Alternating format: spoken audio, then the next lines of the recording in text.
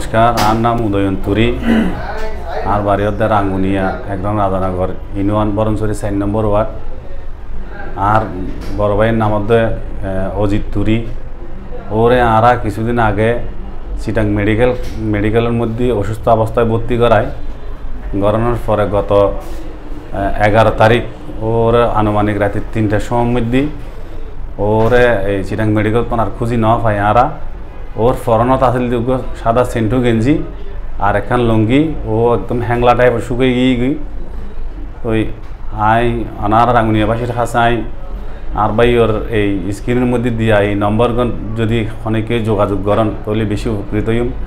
আর ভাই ওর আর্থিক অবস্থা তেমনটা ভালো না, তার গোফোয়া তার ওয়াইফ আছে।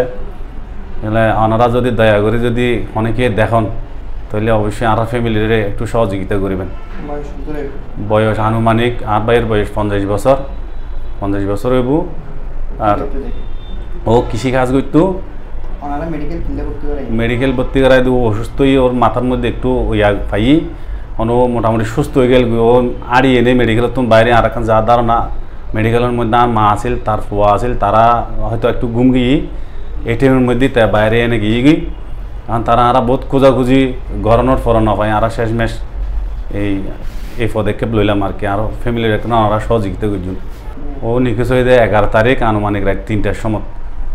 এই আনুমানিক রাত 3টার সময় মধ্যে ও ওর নফায়ের। এরপর আরা ফুরো চিটাং খুঁজছি, আজ 1 সপ্তাহ ধরে খুঁজি, শেষমেশ নফারিয়ে না। আর ওনারা হাসে এসি আইনানুক ব্যবস্থা হল না। আর ফার্স্ট থানার মধ্যে একখান গুজি ওই হারানো একখান জিডি গুজি সাধারণ ডায়েরি গুজি, তারও আর আইনিকভাবে আর সহযোগিতা করে, তার আরো যোগাযোগ আছে।